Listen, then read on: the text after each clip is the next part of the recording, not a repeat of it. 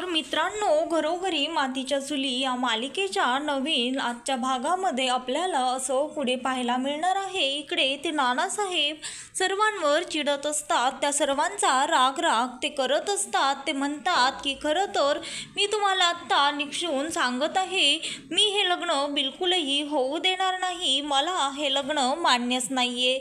मी असं कदापि होऊ देणार नाही. जिवंत असेपर्यंत हे शक्यच नाहीये. तर त्या नानासाहेब तिथले मेहंदी आणि बाकीचं सर्व मेहंदीसाठीचं सामान आणलेलं फेकून देतात. हे पाहून त्या ऐश्वर्याला फारच राग येतो आणि त्यानंतर बाकीच्यांच्या तर डोळ्यामध्ये पाणीच आलेलं असतं. आणि त्यानंतर इकडे तो सौमित्र आणि इन्स्पेक्टर विचारपूस करण्यासाठी त्या माणसाकडे आलेले असतात. ज्या माणसाने त्या मास्कमॅनला पाहिलेलं असतं, तो मास्कमॅन त्या माणसाला जाता जाता पळता पळता धडकलेला असतो. त्यावर तो म्हणतो, मला अचानक आवाज आला आणि मला वाटलं अपघात झाला की काय. मला आधी गोळी वाजल्याचा आवाज झाला होता, त्यामुळे मी तिथे आलो तर तो माणूस मला लागला आणि त्यानंतर खाली पडला. त्यावर तो सौमित्र त्याला विचारतो, तुम्ही आणखी काय पाहिलं. त्यावर तो म्हणतो, खरं तर तो माणूस फारच घाईमध्ये होता आणि ज्यावेळेस मी त्याला ओरडलो, त्याला रागवलो, त्यावेळेस तो मला सॉरी देखील म्हणाला. पण खरं तर ज्यावेळेस तो मला सॉरी म्हणाला त्यावेळेस त्याच्या तोंडामधनं मशीनसारखा आवाज आला, असं तो सौमित्रला आणि त्या इन्स्पेक्टरला सांगतो. तो ज्यावेळेस खाली पडला त्यावेळेस त्याचा हात खिळ्यावर पडला आणि त्याच्या हातातनं रक्त आलं. त्यावेळेस मात्र त्याच्या तोंडातनं एक विचित्र आवाज आला, मशीनमधनं आवाज येतो अगदी तसा. सौमित्र म्हणतो, हे कसं शक्य आहे. त्यावर तो माणूस म्हणतो, मी देखील तोच विचार करत आहे. तो माणूस असूनही त्याच्या तोंडातनं मशीनचा आवाज कसा आला हे तर मला माहीत नाही. त्यावर सौमित्र म्हणतो, त्याच्या हाताला खिळा लागला म्हणजेच त्याच्या हाताला जखम झाली असणार. त्यावर तो माणूस म्हणतो, हो, कारण रक्त पडताना मी स्वतः पाहिलं आहे. त्यावर तो म्हणतो, तुम्ही आणखी काय पाहिलं. त्यावर तो माणूस म्हणतो, बास तो एका रिक्षामध्ये निघून गेला, मी एवढंच बघितलं, पण मी त्या रिक्षाचा नंबर काही पाहिलेला नाहीये, असं तो माणूस त्या इन्स्पेक्टरला आणि सौमित्रला सांगत असतो. तर इकडे नानासाहेब त्यांच्या रूममध्ये निघून आलेले असतात आणि त्यांच्या हाताला देखील लागलेलं असतं. त्यावर सौमित्रा म्हणते, अहो तुम्ही केवढं चिडलात आणि केवढा आरडाओरडा केलात, फेकाफेक देखील केली आणि काय हे तुमच्या हाताला किती लागलेलं आहे, केवढी जखम झाली आहे. त्यावर ते म्हणतात, लागू दे, काय व्हायचंय ते होऊ देत, आधीच लागलं होतं आणि आता ती जखम त्यात आणखीनच चिघळली. आपल्या घरामध्ये देखील तसंच सगळं काही चिघळलेलंच आहे, त्यापुढे ह्या जखमेचं काहीच नाही, असं नानासाहेब त्या सौमित्राला म्हणत असतात. त्यावर ते म्हणतात, आणि काय ग, ह्या जखमांचं काय घेऊन बसलीयस. तुम्ही ज्या काही जखमा मनाला दिल्या आहेत त्यापुढे ह्या जखमेचे तर काहीच नाही. त्यावर ती सौमित्रा म्हणते, अहो तुम्ही हवं तर मी तुमच्या पाया पडते, पण जिवारी लागेल असं बोलू नका. त्यावर ते म्हणतात, आणि तुम्ही हे जे काही दुसऱ्याच्या जीवाला लागेल असं वागलं आहे त्याचं काय करायचं. ही ऐश्वर्या काय म्हणाली तर मला ऋषिकेशसोबत लग्न करायचंय. आणि काय ग, तुला तरी एवढं समजू नये का. आता त्या जानकीच्या संसारावर तुळशीपत्र ठेवून आपण काही त्या ऋषिकेशसोबत त्या ऐश्वर्याचं लग्न लावून द्यायचं का. निदान आपण तरी लक्षात ठेवायला हवं, त्या ऐश्वर्याला तर काहीच नाही, ती बाईच तसली आहे. पण तुला तरी कळायला हवं, सारंग आपला मुलगा होता आणि आपण त्याचा विचार करायला नकोत का. असं नानासाहेब त्या सौमित्रावर चिडून तिला म्हणत असतात, तिच्याशी बोलत असतात. आपण काही ह्या वयामध्ये ऋषिकेशचं आणि ऐश्वर्याच्या लग्नामध्ये अक्षदा टाकायच्या का. अगं सौमित्रा, हे सर्व काय आहे. थोडे दिवस मी घरामध्ये नव्हतो तर ह्या सर्वाची तुम्ही तर वाटच लावली आहे, असं ते म्हणत असतात. सौमित्रा नानासाहेबांना म्हणते, अहो आम्ही सारंगचाच विचार करत आहोत. त्यावर ती म्हणते, अहो तुम्ही ऐकून तर घ्या. नाना म्हणतात, मला आता काहीच ऐकायचं नाही, असल्या फालतू गोष्टी करण्यामध्ये कसला आलाय सारंगचा विचार. तेवढ्यातच तिथे सौमित्राची आई येते आणि नानासाहेबांना म्हणते, तू थांब सौमित्रा, मी जावई बापूंना समजावते आणि त्यांना सांगते, आता तुम्हीच सांगा, ऐश्वर्याच्या पोटामध्ये सारंगचा वंश आहे, ही गोष्ट तरी खरी आहे ना. त्यावर नानासाहेब म्हणतात, हो, मग काय पुढे. त्यावर त्या म्हणतात आता अशा अवस्थेमध्ये ती दुसरीकडे गेली तर ती बाळाला जन्म देणार नाही आणि दुसऱ्यासोबत लग्न करून मोकळी होईल. त्यामुळे अशा परिस्थितीमध्ये जर तिचं लग्न आपल्या घराच्याच एखाद्या मुलाशी लागलं तर ती आपल्या घरामध्ये देखील राहील आणि बाळाला जन्म देखील देईल. मग आता तिच्या बाळाच्या रूपाने आपल्या घरामध्ये आपला सारंगच परत आला आहे की काय असं आपल्याला वाटेल. माझं म्हणणं आहे जर आता तिचं लग्न झालं तर ती या निमित्ताने इथेच आपल्या जवळ राहील आणि तिचं बाळ सारंगच्या रूपामध्ये सारंगच या घरामध्ये वावरत आहे की काय असं आपल्याला वाटेल. त्यावर ते नानासाहेब त्या सौमित्राच्या आईला चिडतात आणि म्हणतात तुम्ही आता ह्या तिच्या असल्या फुटकळ धमकीला घाबरून हे सर्व करत आहात की काय. त्यावर त्या म्हणतात आता तुम्हाला कसं समजवायचं, तुम्हाला हे समजूनच घ्यायचं नाहीये का. नानासाहेब म्हणतात मला कोणालाच समजूनही घ्यायचं नाही आणि मला कोणाचं ऐकायचं देखील नाहीये. मुळात मला हे लग्न मान्यच नाही आणि मी आता हे लग्न कधीही होऊ देणार नाही. त्यानंतर इकडे ती ऐश्वर्या ऋषिकेशला म्हणत असते ऋषिकेश तुम्ही जरा वरती या माझ्या खोलीमध्ये, मला जरा तुमच्याशी बोलायचं आहे. त्यावर तो म्हणतो नाही येणार. त्यावर ती म्हणते तुम्हाला यावंच लागेल, मला असला फालतूपणा चालणार नाही, माझं एक महत्त्वाचं काम आहे. त्यानंतर ती तिथनं निघून जाते आणि ऋषिकेश देखील त्या ऐश्वर्याच्या मागे तिच्या रूममध्ये जातो. त्यानंतर तो म्हणतो हा काय फालतूपणा आहे. त्यावर ती म्हणते फालतूपणा तर तुमच्या वडिलांनी लावला आहे, माझ्याशी वाटेल तसं बोलायचं नाही आणि आवाज तर बिलकुलही चढवायचा नाही, मी असलो बिलकुलच खपवून घेणार नाही.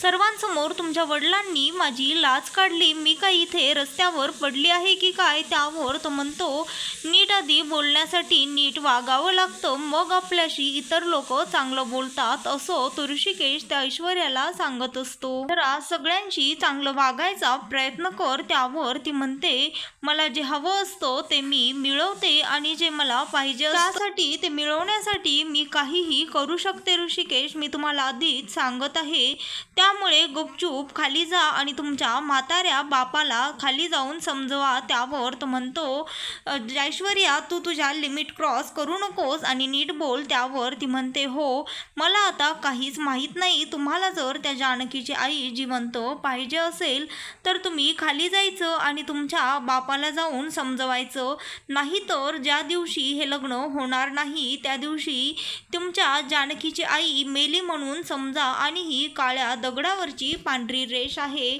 त्यावर तो म्हणतो हे लग्न कोणालाही नकोय, तुम्हालाच हवं आहे तर तूच जाऊन नानांना समजाव. त्यावर ती म्हणते ती जिम्मेदारी तुमची आहे आणि जर तुम्ही त्या म्हाताऱ्याला कन्व्हिन्स केलं नाही तर तुमच्या बायकोची आई मेली म्हणूनच समजा असं म्हणून ती तिथनं निघून जाते आणि तिथे जानकी आलेली असते. त्यावर ती ऐश्वर्या म्हणते काय ग जानकी आता तुला माझी सवय लागली की काय, आमचं बोलणं तू चोरून ऐकत होतीस का असं ती त्या जानकीला विचारते. त्यानंतर ती ऋषिकेशला विचारते काय झालं ऋषिकेश, काय म्हणाली ती. त्यावर तो म्हणतो तिने धमकी दिली आहे जर मी तिच्याशी लग्न केलं नाही तर ती तुझ्या आईला जिवंत सोडणार नाही. त्यावर ती म्हणते ह्या ऐश्वर्याच्या माज आणि ह्या धमक्या जरा वाढतच चाललेल्या आहेत, फक्त योग्य वेळ येऊ द्या, नाही हिला ही जी धमकी आणि हिचा माज उतरवून दाखवला तर नावाची जानकी नाही. त्यावर तो ऋषिकेश तिला शांत करण्याचा प्रयत्न करतो, फक्त तुझी आई तिच्या ताब्यात न सुटू देत, पण आत्ता सध्या आपल्याला नानांना कन्व्हिन्स करायला हवं. त्यावर ती म्हणते हे कसं शक्य आहे ऋषिकेश. त्यावर तो म्हणतो हे जरी शक्य नसलं तरी देखील आपल्या दोघांना मिळून ते शक्य करावं लागेल. त्यावर ती म्हणते तेच तर आपण काय सांगणार आहोत त्यांना. तो म्हणतो तू कसलीही काळजी करू नको, आपण बघूयात.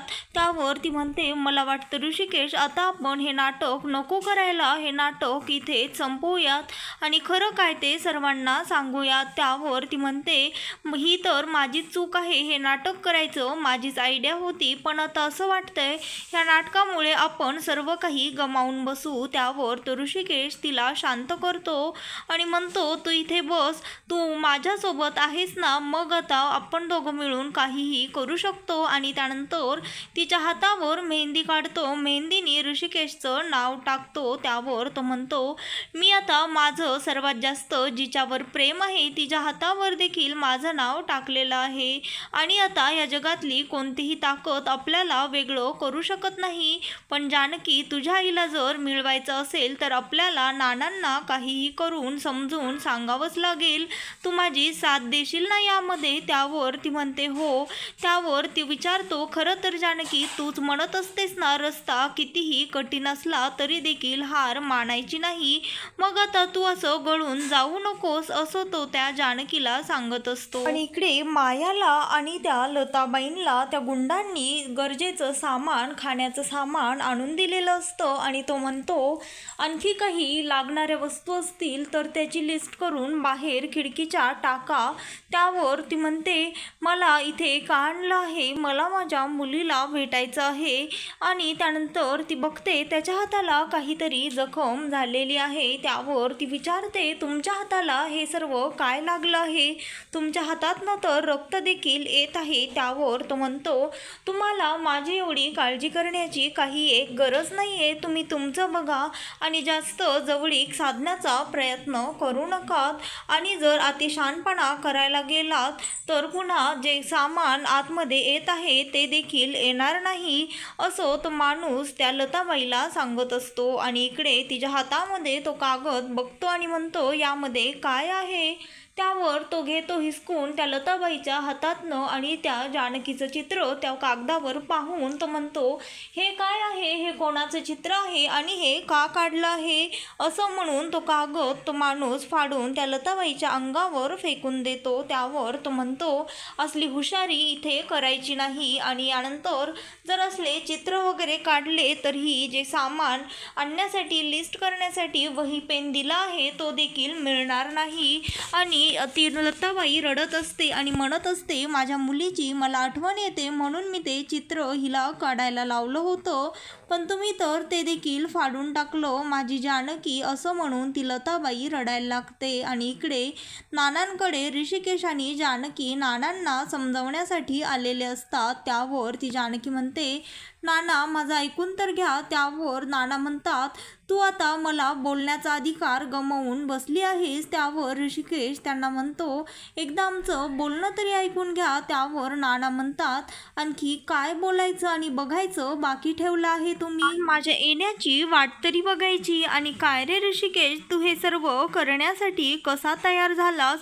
मला तर आश्चर्यच वाटत आहे. ती ऐश्वर्या एक मूर्ख आहे, पण निदान तुम्ही जगाचा विचार, घरच्यांचा विचार तरी करायला हवा होतात. काय हा मूर्खपणा तुम्ही चालवलेला आहे?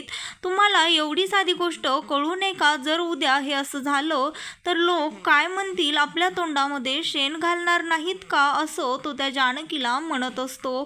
त्यावर तो म्हणतो अगं तू कशी बनली आहेस ग जानकी? मला वाटत होतं ह्या घरातली सगळे माणसं जरी चुकली तरी देखील माझी जानकी मात्र कधीही चुकणार नाही. पण जानकी तू तर माझा हा विश्वासच खोटा ठरवलास. त्यानंतर ती म्हणते नाना मला माफ करा, पण माझं बोलणं तर एकदा समजून घ्या. त्यावर नाना म्हणतात काही एक बोलू नकोस, शांत बस. आणि त्यानंतर ते म्हणतात खरं तर तूच सांग, जो तुझा नवरा आहे त्यालाच तू लग्नानंतर दीर म्हटल्यास तुला कसं वाटेल? आणि तूच त्यास दुसऱ्यांच्या सुखासाठी स्वतःचा संसार मोडायला जाणारी मी अशी पहिलीच बाई बघितली आहे. खरं तर लोक नात्याची बनवाबनवी करतात, पण नात्याची भेसळ करणारी लोक तर मी माझ्या उभ्या आयुष्यामध्ये पहिल्यांदाच बघत आहे, असं तो त्या ऋषिकेशला आणि जानकीला म्हणत असतो. पण ती बिचारी जानकी मात्र रडत असते, कारण तिला ह्या नानांच्या सर्व बोलण्यांचा फारच त्रास होत असतो. त्यानंतर ती आजी त्यांना समजवायला जाते, तर ते नाना त्या आजीला देखील गप्प करतात. आणि त्यानंतर ऋषिकेश नानांना म्हणतो खरं तर हे आमचं एकदा बोलणं ऐकून घ्या. आम्ही हे सगळं त्या ऐश्वर्यामुळे नाही तर सारंगमुळेच करत आहोत. त्यावर तो नाना म्हणतात ह्यामध्ये कसला आला आहे रे? ह्या फाजीलपणा करण्यामध्ये कसला सारंगचा विचार आहे? मला तर तेच कळत नाही. तुम्ही मूर्ख झाले आलेला आहात, पण तुम्हाला योग्य दिशा दाखवणं हे माझं काम आहे. आता मला यापुढे कोणीही बोलायचं नाही, माझं नाव देखील कोणी तोंडामध्ये घ्यायचं नाही, मला कोणाशीही काहीही बोलायचं नाही, कोणाचं काही ऐकूनही घ्यायचं नाही, असं म्हणून ते नाना तिथनं निघून जातात. आणि त्यानंतर ती सौमित्रा म्हणते, अहो लेकरं काय म्हणतात, त्या मुलांचं ऐकून तरी घ्या. त्यावर नाना म्हणतात, तू तर तुझं थोबाड गप्पच ठेव, तुझ्यामुळेच हे सर्व झालं आहे, तू सतत आपलं त्या ऐश्वर्याला पाठीशी घालत असतेस. त्यावर ती म्हणते, नाही माझं एकदा म्हणणं तर ऐका, असं म्हणून ती सौमित्रा देखील रडायला लागते. आणि त्या जानकीला हे सर्व घरामध्ये वाद होत असताना पाहून फारच त्या ऐश्वर्याचा राग येतो आणि रडायला देखील येत असतं. त्यानंतर ते नाना म्हणतात, मी जिवंत असेपर्यंत असं कधीही होऊ देणार नाही, हे लग्न मी कधीच होऊ देणार नाहीये आणि माझा निर्णय झालेला आहे. त्यानंतर इकडे ती ऐश्वर्या वाट बघत असते की आता ऋषिकेश काय म्हणतो. त्यानंतर ती विचारते, काय झालं मग नाना, लग्नाला तयार झाले का, तुम्ही काय म्हणालात, तुम्ही त्यांना कन्व्हिन्स केलं का, असं ती ऐश्वर्या त्या जानकी ऋषिकेशला विचारत असते. त्यानंतर इकडे त्या दोघांकडे काहीही पर्याय नसतो, कारण त्या ऐश्वर्याने त्यांना 1 तासाचाच वेळ दिलेला असतो. त्यावर तो ऋषिकेश खाली येतो आणि म्हणतो, नाना तुम्ही ह्या माळा नाही तोडू शकत, कारण हे लग्न होणारच, तुम्हाला आवडू किंवा न आवडू, पण आता हे लग्न झाल्याशिवाय राहणार नाही, कारण आता दुसरा कोणताही पर्याय आमच्याकडे नाही आहे, आम्हाला माफ करा. त्यानंतर ते नाना म्हणतात, जर तुम्ही हे लग्न केलं तर मी कायमचा हे घर सोडून निघून जाईल, माझा देखील हा निर्णय झालेला आहे. तर मित्रांनो, घरोघरी मातीच्या चुली या मालिकेचे नवनवीन लेटेस्ट एपिसोड पाहण्यासाठी आत्ता चॅनलला लाईक, शेअर आणि सबस्क्राईब मात्र नक्की करा. व्हिडिओ आवडले असल्यास व्हिडिओला कमेंट देखील करा.